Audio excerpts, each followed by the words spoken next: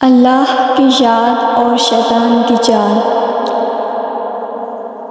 ایک شخص ہر روز رات کی تنہائی میں اللہ تعالیٰ کا ذکر کیا کرتا تھا۔ اس کام میں اس نے کبھی ناغہ نہیں کیا تھا۔ ایک دن شیطان نے اس کے دل میں وسوسہ ڈالا کہ اے شخص، تو ہر روز رات کو اللہ اللہ کرتا ہے اور ایک مدت گزر گئی ہے اس کام کو کرتے ہوئے، لیکن کیا کبھی ایک بار بھی اللہ تعالیٰ کی بارگاہ سے جواب میں لبیک ہوئی ہے؟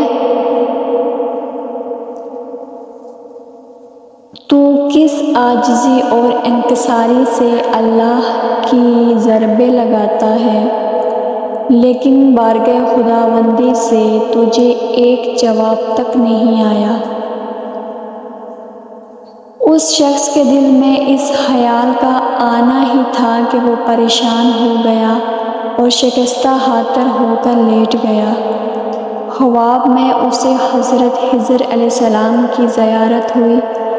آپ علیہ السلام نے اسے پوچھا، اے اللہ کے بندے، تو اللہ کے ذکر سے رک کیوں گیا ہے؟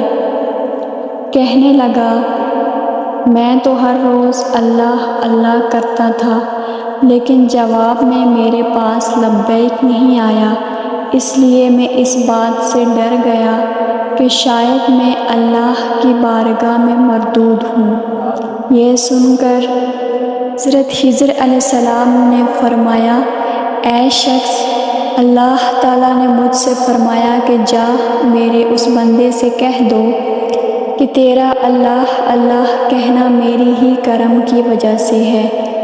کیا میں نے تجھے اپنے کام میں نہیں لگا رکھا ہے؟ تیری طلب تڑپ کی مجھے سب پتہ ہے۔ میں تجھے بھولا نہیں ہوں اور نہ ہی میں نے تجھے نظر انداز کیا ہے۔ تیری ہر پکار پر اور ہر بار اللہ کہنے پر میں تجھے 1000 بار لبیک لبیک کہتا ہوں۔ تجھے یہ سوچ، یہ عمل، یہ طلب میں نے ہی دی ہے اور میں نے ہی تجھے اس کام پہ لگایا ہے، اور اصل میں تجھ سے زیادہ مجھے ہی تیرا اشتیاق اور شوق ہے۔ اس شخص نے یہ خواب دیکھا تو ہڑبڑا کر اٹھ بیٹھا اور فوراً صدقے دل سے تائب ہوا اور پھر دوبارہ اللہ کے ذکر میں مشغول ہو گیا۔